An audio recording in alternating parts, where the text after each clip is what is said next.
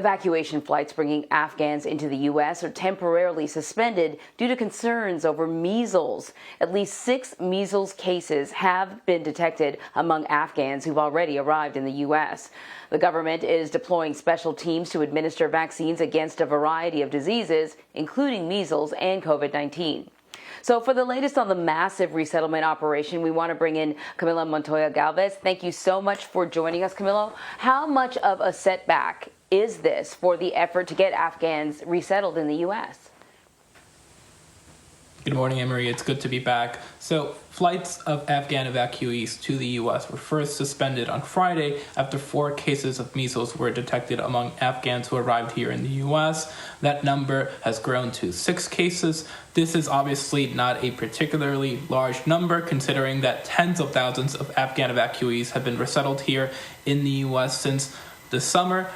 But it has caused enough concern for the Centers for Disease Control and Prevention to recommend the Department of Homeland Security to temporarily pause these evacuation flights. Some U.S. citizens and green card holders are still managing to travel throughout the transit sites, but flights of Afghan evacuees have been completely suspended for the time being. But we do expect these flights to resume sometime soon. And this has not, which is very important to note, stopped the processing of Afghan evacuees already here in the U.S. As of last night, actually, there were more than 53,000 Afghan evacuees being housed at 8 domestic military sites here in the U.S., and they're still being processed.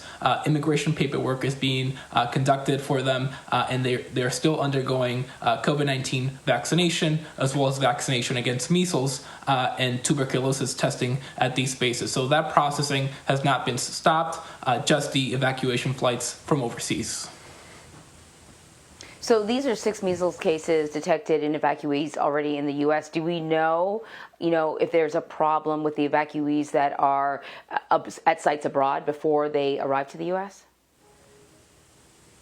Sure. So we don't know that. We do know, however, Anne-Marie, that more than 12,000 Afghan evacuees remain at overseas military sites in the United Arab Emirates, in Spain, Italy, and in Germany. So there are still thousands of Afghan evacuees who need to be resettled either in the U.S. or in other third countries. Most of them, from what we understand, will eventually come here. So there's still this large pool of Afghans who still need to be resettled here in the U.S. And the CDC, again, wants to make sure that when they arrive here, they will not transmit any communicable disease to other evacuees or to broader communities that receive them here in the U.S. And it is very important to note that most of these people are being granted something called humanitarian parole, Anne-Marie. And one of the requirements for maintaining this parole status is that you have to be vaccinated against COVID-19, measles, and polio within 7 days of arriving here in the U.S. So that is a medical requirement that they have to complete. If they fail to do this, Afghan evacuees could be subject to ICE detention and potential deportation to a third country. That is good to know. Listen, Camilo, before we let you go, I want to ask you about another issue that had come up, I think, a couple of weeks ago. This concern about child brides being among the Afghans that arrived here. And it was sort of unclear whether we were talking about people who were married off very quickly so that they had permission to get on these flights to get out of the country, or had been married before. But what's the update on this investigation? Right. Well, I'll start by saying, Anne-Marie, that we don't know how widespread this issue is among the tens of thousands of evacuees here in the U.S., but we do know that Biden administration officials were asked about this during a call with reporters yesterday, and they acknowledged that the Departments of Health and Human Services and State are looking into, quote, child welfare issues at some of these bases. They have deployed caseworkers to these 8 military sites housing Afghan evacuees to conduct these investigations into issues that could threaten the safety of children.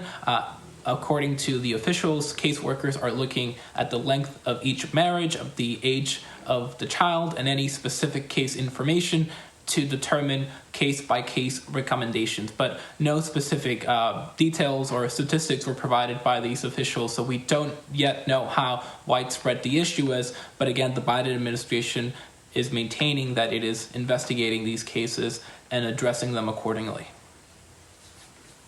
All right, Camilo, thank you very much. Thanks, Emery.